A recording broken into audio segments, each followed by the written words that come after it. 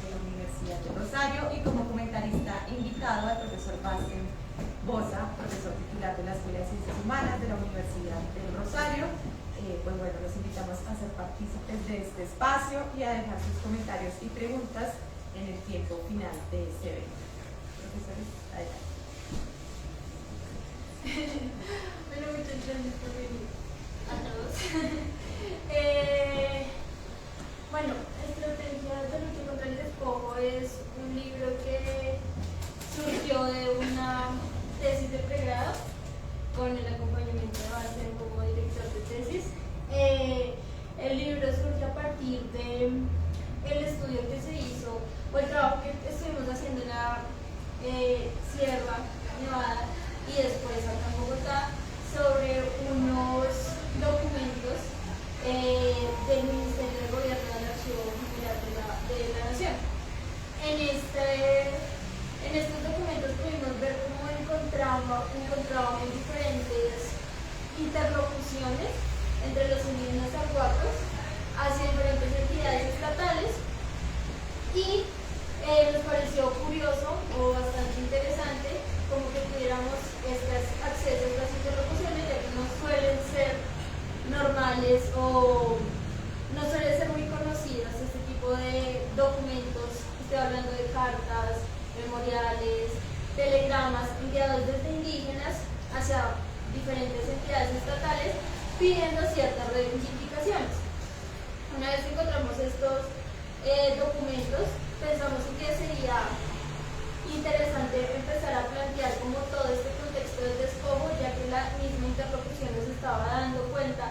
de qué era lo que estaba pasando en la Sierra Nevada durante este periodo de tiempo, que es de 1916 a 1972. Es este periodo de tiempo específico porque durante estos 50 y algo años se empiezan a gestar una serie de dinámicas de despojo en el interior de la Sierra Nevada a partir de diferentes actores, como lo pueden ser los misioneros capuchinos, los colonos y también pues el Estado mismo, que llega ya a la Sierra Nevada. Digamos que en la época colonial no se tienen muchos datos de presencia estatal, por lo menos fuerte, en la Sierra Nevada de Santa Marta. Digamos que los indígenas, quizá también por la geografía de este lugar, estuvieron algo protegidos a la colonización. Sí se tienen datos desde siglos, aproximadamente siglo XVIII-XIX, de que existían cabildos, pero no hubo como una colonización fuerte como en otras zonas del país. Pero ya en el siglo XX empieza una colonización muy fuerte, también mediada mucho por parte de los intereses económicos, dado que la sierra tiene una característica muy especial, digamos que geográficamente y topográficamente, y es que se encuentran pues todos los pisos climáticos, entonces se puede cultivar todo. Y en esta búsqueda de la colonización pues, de los colonos por tierras donde cultivar y donde asentarse, en la sierra pues pareció ser un lugar propicio. Entonces ahí ya tenemos un actor que son los colonos, y por la parte de los misioneros pues tenemos como un intento por parte del Estado colombiano desde finales del siglo XIX de definitivamente intentar erradicar las diferencias en esta idea muy clásica del Estado-Nación como un grupo de personas que comparten las mismas características, hablando de, ya por este tiempo pues es como una idea muy clásica, muy heterogénea, de misma religión, mismo idioma, misma forma de ver o de vivir, y en este sentido las diferencias se intentaban como minimizar, y claramente pues los indígenas hacían parte de este proceso de reducción. Entonces el Estado mismo fue implementando distintas estrategias para que se construyera esta nación homogénea, y una de estas fue entregarle a la Iglesia Católica el poder sobre los grupos indígenas. para su educación y pues también a muchos momentos hizo entrega económica de recursos para que el Estado pues pudiera llegar a todas estas zonas alejadas de las urbes o de los grandes poblados del país y llegar a los grupos indígenas y establecer un control sobre esa población que el Estado no había podido hacer. Pero pues las misiones sí tenían esa capacidad de hacerlo, entonces, por así decirlo, la Iglesia, a través de las misiones, se constituyó como en una herramienta para el Estado, para llegar a estas comunidades. Esto ya muy como a principios del siglo XX. Ya después esta dinámica se fue transformando un poquito más y el Estado ya fue avanzando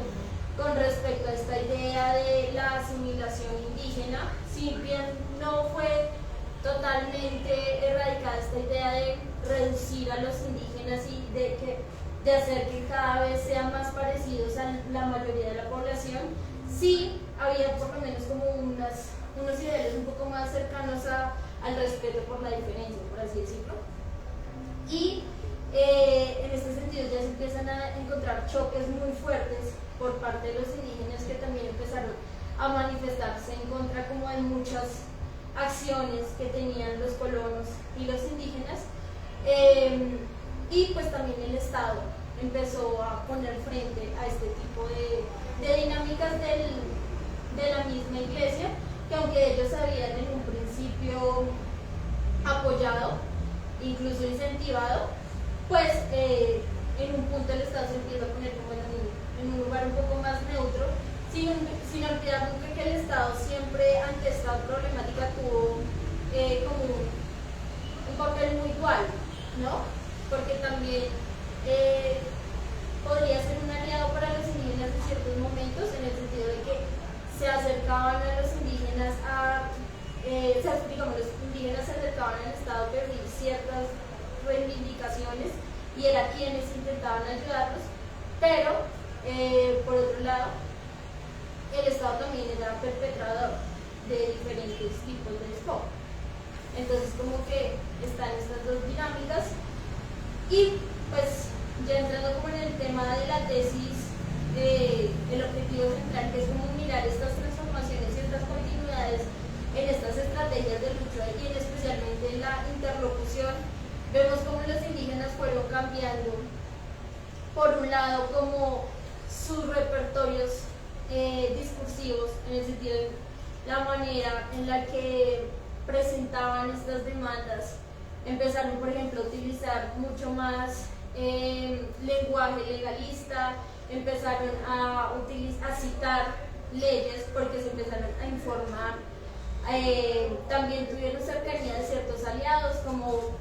federaciones de trabajadores, sindicatos, mucha influencia de grupos políticos de izquierda que fueron acercándose a la sierra, fueron hablándole a los indígenas, fueron mostrándole cómo, cuáles eran las leyes que los amparaban. Entonces los indígenas apropiaban esto también y se manifestaban en la interlocución porque pues claramente mostraban y empezaban a citar textualmente, por ejemplo, las diferentes legislaciones que los amparaban. Y esto le va dando claramente fuerza a las interlocuciones, pues porque ya no es como un papel normal escrito, sino que la forma de presentar la interlocución se va afinando con el transcurso del tiempo y van haciendo también que sean mejor escuchados por parte del Estado, ya que empiezan también a seguir las dinámicas de la burocracia estatal, ¿no? También hay como unas continuidades, por ejemplo, el tema de que siempre los indígenas intentan presentarse con un lenguaje como que atribuya a que ellos tienen derecho de, por ejemplo, somos colombianos, nosotros somos católicos buenos, ese tipo de cosas que intentan como mostrar o demostrarle al Estado que ellos también son sujetos de derecho, aunque pues de por sí ya son sujetos de derecho, pero claramente en esta época estaba como mucho más difuso y pues digamos que el despojo por el que estaban pasando era bastante fuerte y pues claramente cabe la duda de qué tan tenidos en cuenta se estaban haciendo por el Estado. Entonces, eso es a grandes rasgos, como que esta es el resumen del texto. No sé si me falta algo más. Me falta mucho, pero yo creo que como resumen general está muy bien. Entonces, pues muchas gracias, Kelly, por invitarme a comentar hoy en ese evento sobre uno de los libros que fueron víctimas de la pandemia, en el sentido de que salieron cuando no se podía hacer lanzamientos físicos. Entonces sí se pudo presentar el libro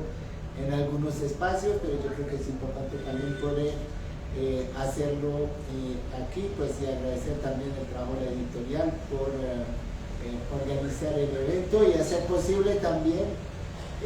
que trabajos de grado como este pues puedan no quedarse como tesis en repositorios donde nadie los va a leer y volverse, digamos, un libro con un trabajo muy cuidadoso, tanto, digamos, en el fondo como en la forma y realmente pues aportar a la discusión académica, pública sobre asuntos que son importantes y que merecen justamente pues un trabajo de investigación empírica basado en este caso en la búsqueda de archivos, un trabajo cuidadoso y que pues pone sobre la mesa ideas importantes para repensar a partir de un caso muy particular pues la historia de Colombia. Entonces yo creo que obviamente no son todas las tesis que tienen la posibilidad de transformarse en libros, solamente pues las que cumplen, digamos, por el trabajo realizado pues unos criterios importantes. Hay un doble filtro: primero pues el filtro de los jurados que tienen que considerar que la tesis es meritoria, y después dos otros pares anónimos que escoge la editorial para garantizar, digamos, que haya un trabajo de calidad. Y pues en este caso pues desde mi parte como director de la tesis, pero después los jurados, una profesora de la Universidad de los Andes, otro colega de la Universidad de Rosario, después esos pares, pues hemos estado de acuerdo que se trataba de un trabajo muy juicioso, muy serio, que realizaba un aporte sustancial. ¿Cuál es entonces este aporte? Yo creo que lo que decía Kelly al inicio, cuando pensamos en la historia de Colombia, pues pensamos que la colonización, el colonialismo tienen que ver con la colonia, ¿cierto? Las palabras lo dicen, y que después se fueron los españoles y el colonialismo terminó. Pero lo que vemos en ese libro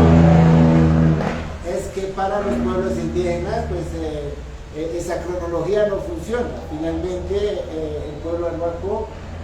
permaneció en una condición muy autónoma, muy independiente de ciertas formas, con sus instituciones funcionando de manera propia hasta finales del siglo XIX, con cierta integración en el Estado. Pues ahí sí falta más investigaciones para describir de manera más precisa esas interacciones en la colonia y en el primer siglo de la República. Pero lo que sí es claro es que es a final del siglo XIX, que para ellos, inicios del siglo XX, que para ellos todo cambia, ¿cierto? Es decir, lo que decía Kelly, las autoridades políticas pues habían sido siempre las del pueblo arhuaco. La vida económica era una vida autónoma, propia. La vida cultural, religiosa era también autónoma, y había un territorio del cual eran los dueños claros, de ciertas formas. Y entonces en todas esas dimensiones, las 4 dimensiones, es por eso que también Kelly habla del despojo en un sentido muy amplio, no es solamente el territorio, es también eso, digamos, quiénes son las autoridades políticas. Entonces desde el siglo XX pues empieza a haber corregidores que son colonos, que ya no son los propios arhuacos. Empieza en términos económicos a haber haciendas de café que obligan los arhuacos a trabajar en un sistema pues, que se llamaba la matrícula y que tiene muchos parecidos en muchas regiones del país, que no es esclavitud, pero pues es una forma de trabajar que es muy limitada de ciertas formas. Entonces hay muchos archivos que muestran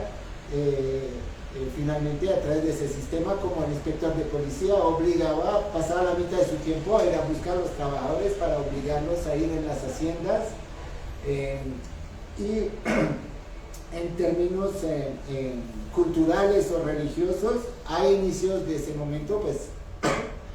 se empieza a prohibir las prácticas propias, la autoridad de los mamos, de manera incipiente por los agentes del gobierno, y en 1917 cuando llega la misión de manera mucho más fuerte a través de una misión de capuchinos españoles que llegan realmente a volverse los que mandan en el pueblo, que es una situación totalmente nueva, y desde ese momento pues un aspecto de la historia de Colombia que no ha sido contado o pensado mucho, pero que en otros países sí se ha hablado, que es la política de raptar los niños de las familias indígenas para educarlos en unas instituciones donde van a no aprender su lengua, no aprender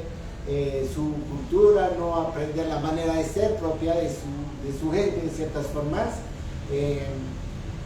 Es algo que pasó en la sierra, es algo que pasó en casi toda Colombia, en el Amazonas, en el Cauca, en los llanos, pero esa historia no ha sido contada, y lo que cuenta Kelly en ese libro es que frente a esos atropellos, entonces a todos esos 4 niveles, y también el territorio empieza a ser amenazado, lo que decía Kelly después de la guerra de los 1000 días, porque hay colonos en búsqueda de tierras y que descubren que esas tierras pues, son fertiles, sirven para la agricultura, entonces desplazan los arhuacos cada vez más en la parte más alta de la sierra, ¿cierto? Y entonces ellos por eso empiezan a vivir en zonas donde no vivían, a 3.000, 3.500 metros, porque ahí saben que no hay menos posibilidades que le roban sus niños, pero son condiciones muy complejas. Entonces es esa historia de una imposición, yo creo que no ha sido reconocida. La gente sabe más o menos que ha podido pasar eso, pero no se piensa Colombia como ese país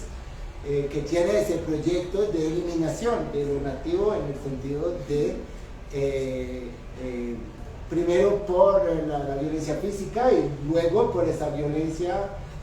de las instituciones, de los orfelinatos, que también la editorial publicó el libro de Dionisia Alfaro, la biografía de una de las lideresas indígenas que es víctima de esa historia, donde cuenta pues desde otra perspectiva lo mismo que cuenta también Kelly en su libro, pero como un testimonio. Y aquí pues lo que vemos es que los arhuacos no fueron víctimas pasivas frente a esos procesos, no se dejaron atropellar sin resistir de distintas maneras,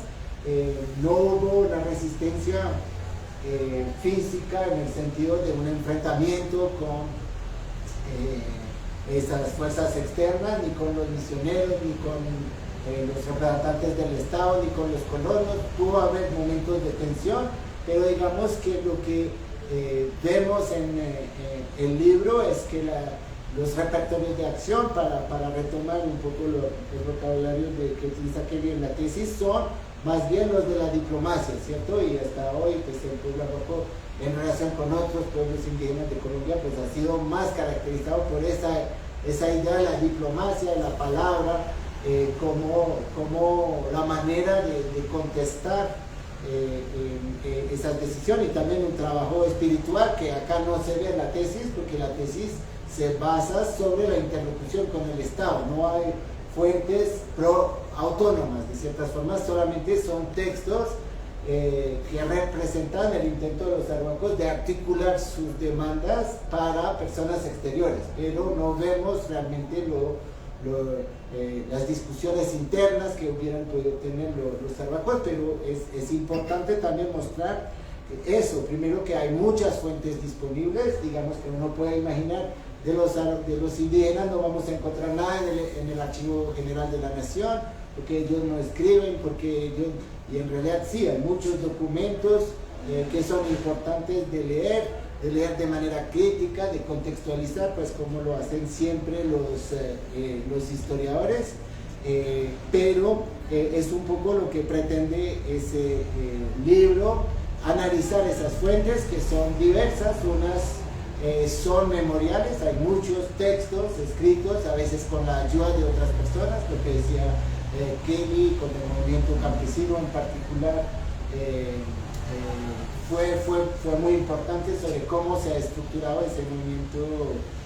arhuaco, pero a veces son entrevistas a la prensa, por ejemplo, pues cuando en 1916 vienen 6 arhuacos caminando a Bogotá, yo creo que es duro hoy imaginarse eso, caminar desde la sierra hasta acá para encontrarse con el presidente de la República y formular esa serie de quejas, pues son parte de las fuentes hoy disponibles, ¿cierto? Porque ellos pudieron decir a otras personas un poco qué es lo que sentían, qué es lo que querían transmitir. Pues todo eso nos da la imagen durante casi un siglo, digamos, de resistencia. Las fechas son 1916, 1972, cuando ya los arhuacos empiezan a tener de nuevo instituciones propias que contrarrestan el poder de los misioneros. Pero la fecha importante también para esa historia es 1982, porque es cuando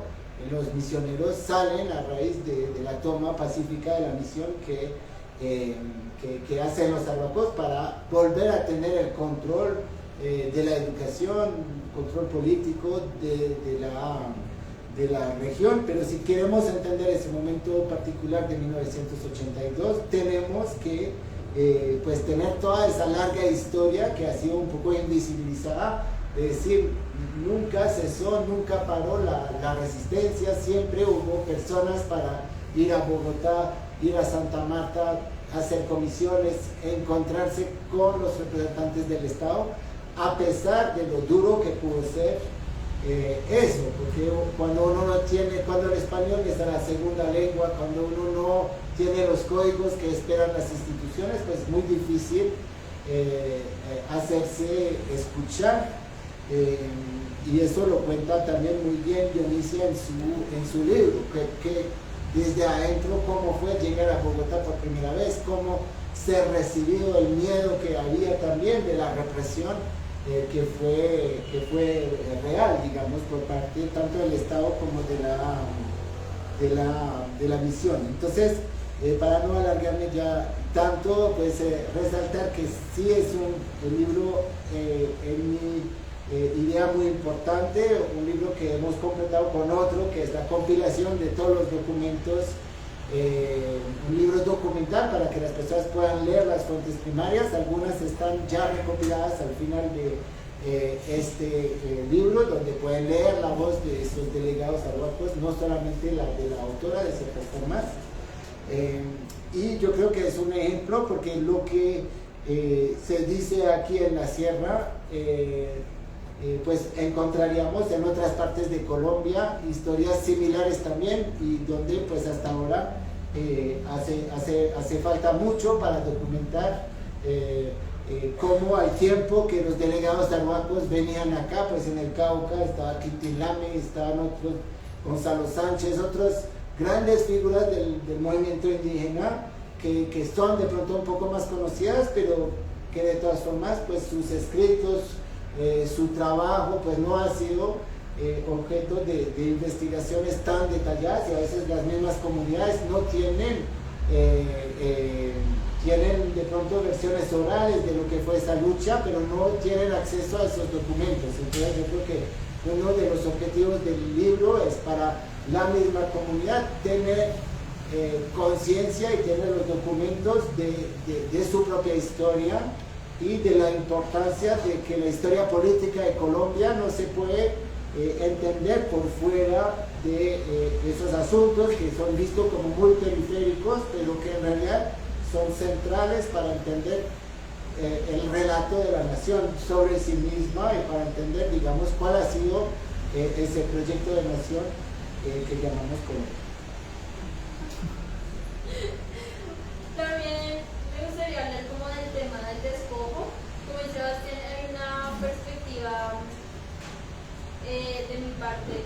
Siempre, una vez empecé a revisar la bibliografía sobre el tema indígena en Colombia, primero había una gran tendencia a entender o a estudiar más que todo el movimiento indígena, ¿no? Y yo mirando la interlocución me di cuenta que sí, claramente los arhuacos habían constituido, por ejemplo, la Liga Indígena de la Sierra Nevada, pero no quería focalizarme en los estudios sobre los movimientos sociales, sino en esas distintas formas en las que los indígenas presentaron sus reivindicaciones, no necesariamente para que una reivindicación tome fuerza, tome poder, y mucho menos para que sea importante, tiene que ser parte de un movimiento indígena, muchas veces de un movimiento social, ¿no? Entendido como una agrupación que se concentra y fija ciertos objetivos y se organiza de cierta manera. Muchas veces esta lucha también se puede dar de forma desorganizada, por así decirlo, o puede empezar desde diferentes núcleos y luego irse organizando hasta conformar un movimiento social, aunque no necesariamente tiene que esa ser como la forma. Entonces yo estoy interesada más que en estudiar el movimiento social, indígena, arhuaco, en mirar estas reivindicaciones, en mirar esta interlocución, en mirar qué era lo que los indígenas pedían en sus papeles y cómo esto iba cambiando, o si no cambiaba, o si pasaba algo. Pero también me vi, por otra parte, en esta búsqueda bibliográfica, en esta construcción como del corpus, que también había mucha tendencia a enfocarse en el problema de la tierra, ¿no? Como parte central del problema indígena, lo que incluso hacía que muchas veces cuando se interesaran en los o se estudiaran los movimientos sociales de tipo indígena, tendieran como a fusionarse con los movimientos en busca de ciertas reivindicaciones, pues con fines de devolución de tierras o este tipo de cosas muy enfocadas en el territorio, que incluso dejaban de lado como la esencia de que era un movimiento indígena, sino que muchas veces se fusionaba incluso con movimientos campesinos y demás. Pero mirando como este tipo de interlocuciones, mirando las cartas, estos memoriales, también yo tuve acceso al manuscrito de Dionisia mucho antes de que se publicara y mientras estaba escribiendo la tesis, y me di cuenta que habían otro tipo de perspectivas que no estaban enfocadas directamente en el en la tierra, sino que el despojo era una cosa bastante amplia que no solamente debía tener en cuenta, o no solamente lo quería manejar como desde el punto de vista material, sino también desde lo inmaterial, y como esas otras muchas cosas que le pasan a una persona o a un grupo cuando empieza a ser pues víctima del proceso de colonización, ¿no? Entonces miramos claramente el tema territorial es central, pues porque te están quitando la tierra donde has vivido y por la cual sientes que tienes derecho, pues porque tus ancestros han estado ahí, es la tierra que trabajas, de la que vives. Claramente es una reivindicación importante, central también, pero mirando la interlocución se ve que hay, por ejemplo, reivindicaciones de tipo económico. Los indígenas también se quejaban, más que todo al principio, porque el Estado les estaba cobrando unos impuestos injustamente también viendo mucho como el cabildo. Entonces también tenían como estas diferentes posiciones con respecto a los tributos de los indígenas.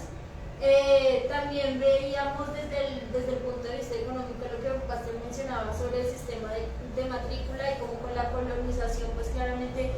aquellas personas que pudieron tener más tierras fueron contratando indígenas y los contrataban porque era mano de obra barata y les podían exigir mucho más y pues los indígenas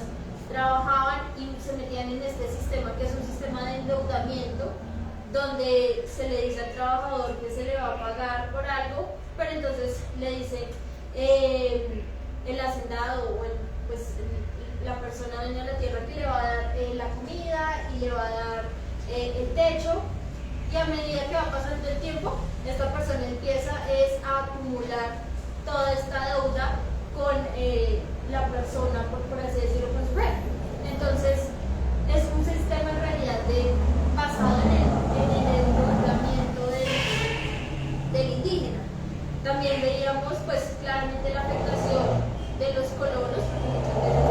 llegaban y quemaban los terrenos, hacían que los indígenas tuvieran que deshacerse de sus semillas. Este tipo de denuncias están en interlocución. Y otro aspecto que es quizá uno de los más, pues no sé, como que me parece el más interesante, que es el tema del despojo cultural y como a través de los orfelinatos se puede pensar como una máquina para despojar a los indígenas y a los grupos indígenas, no solo a los arhuacos, sino a lo largo de Colombia, para despojarlos de su cultura, al fin y al cabo. Y como por ejemplo los capuchinos implementaban un sistema de cruce, por así decirlo, entre diferentes orfelinatos y hacían que indígenas arhuacos se casaran, por ejemplo, con indígenas guajiros o indígenas motilones, lo cual era una cosa gravísima pues para los indígenas arhuacos, porque ellos, según su tradición, ellos se tenían que casar entre arhuacos. Y claramente a la hora de tener sus hijos y tener su descendencia, se empiezan a cortar hilos de transmisión de lenguaje, de cultura, de tradiciones, de forma de ver la vida, al momento de empezar a hacer esto, que se tomó como una estrategia no accidental ni arbitraria, sino que fue algo completamente pensado, porque se pensaba en convertir totalmente en este indígena de salvaje a civilizado. Entonces es una estrategia que es muy fuerte, que de hecho desde si miran los derechos humanos hace parte como de una de las características del genocidio, ¿no?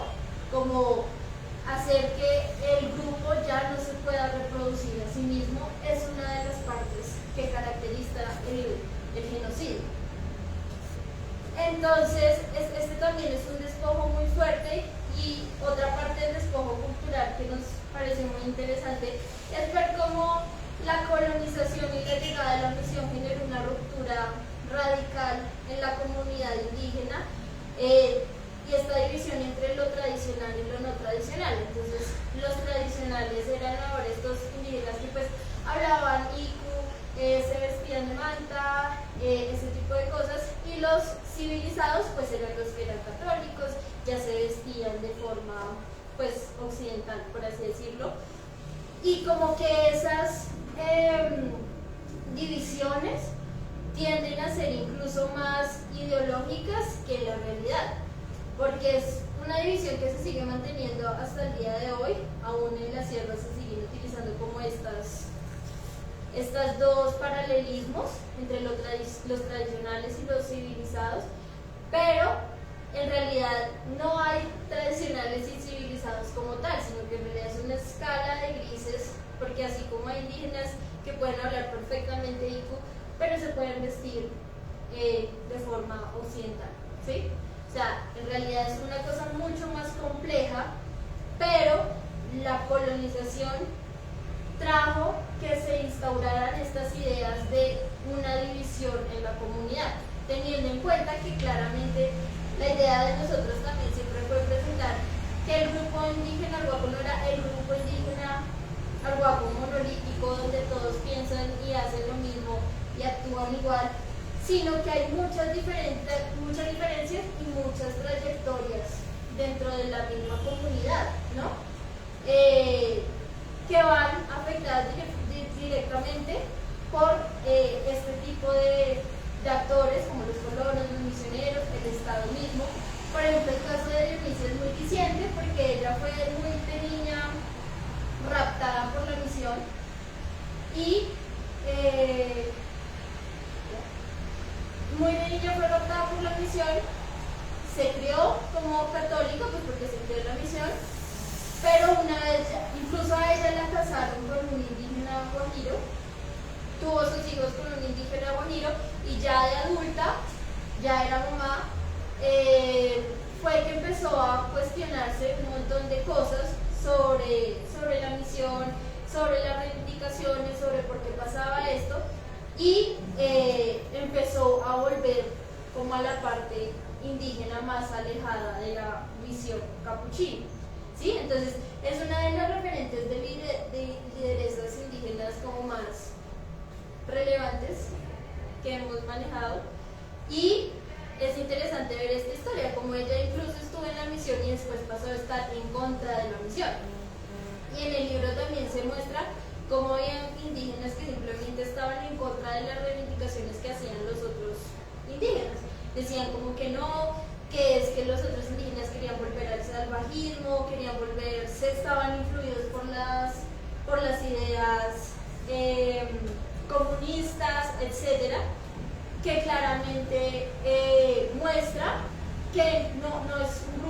fue un grupo monolítico, no lo es para nada, y que diversas trayectorias como que afectaron como este tipo de divisiones que se generaron pues en la comunidad, pero que claramente no están exentas de la influencia que tuvo la colonización y la acción o también la inacción del Estado colonial frente a estos problemas. No sé si hay preguntas, comentarios, felicitaciones.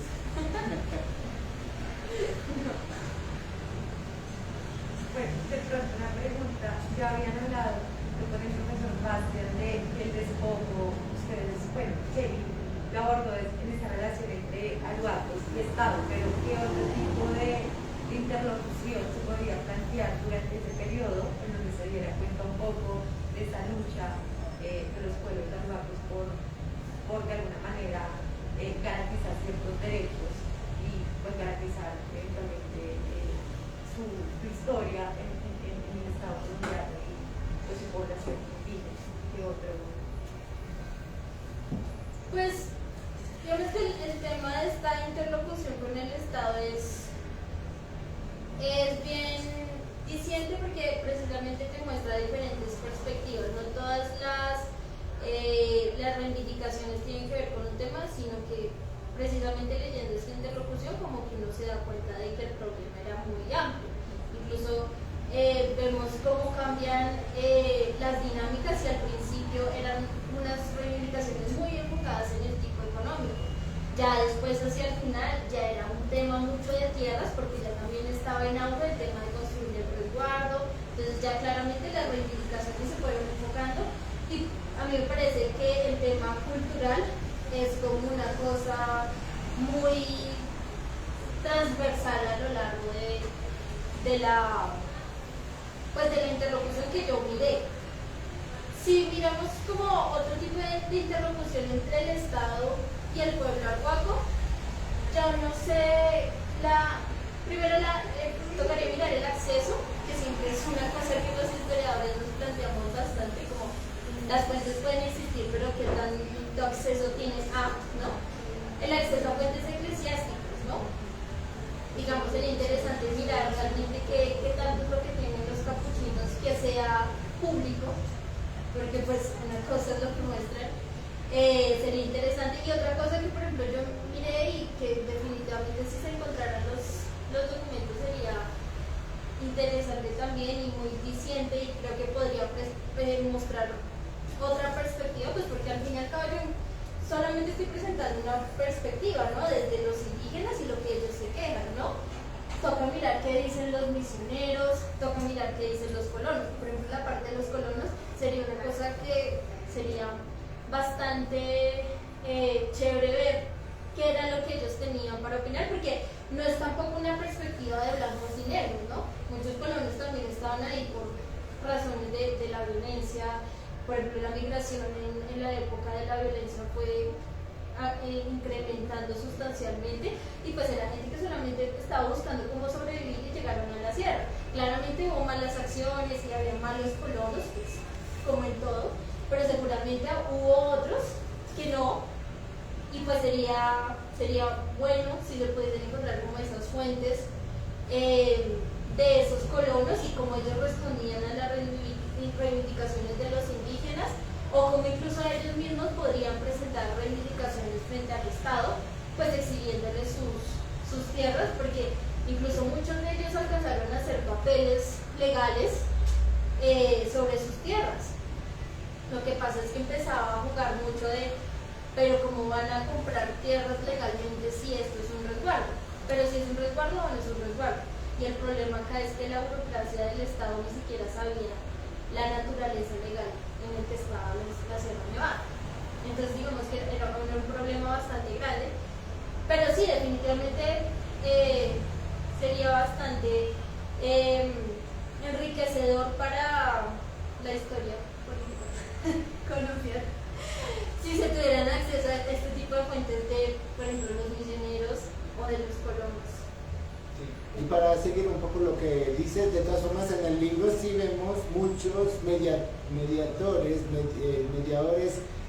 no, a veces la interlocución es directa con el Estado, pero muchas veces hay filtros de otras personas, ¿cierto? Y yo creo que a veces pensamos los grupos indígenas como muy autocontenidos, y lo que vemos acá es que hay muchas alianzas, entonces ya hemos hablado de los sindicatos, por ejemplo la Federación de los Trabajadores del Magdalena, y sin esas alianzas o del movimiento campesino muy probablemente no hubieran podido formular muchos de sus quejas, ¿cierto? Y entonces hay todo un conjunto de aliados que algunos sabemos quiénes son, a veces no están las fuentes, pero por ejemplo cuando gran parte de la organización fue para rescatar a los niños que huían del orfelinato, y aquí sí vemos también en la fuente que se mencionan personas que ayudaron,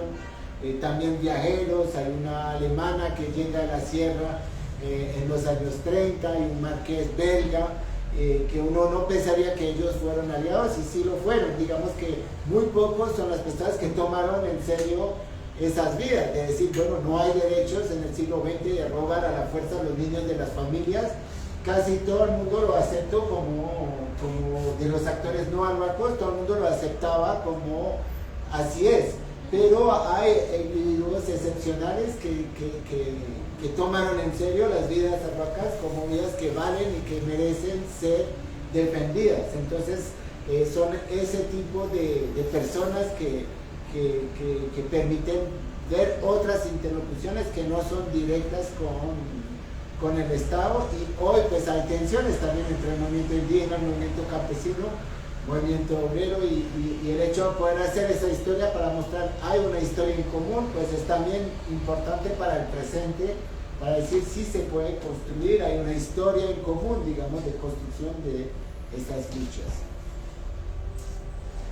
Bueno, entonces creo que terminamos acá. Muchas gracias. Muchísimas gracias por el espacio, muchísimas gracias a las personas que nos acompañaron también a través de Facebook, súper invitados a conocer más de este libro a través de nuestras redes sociales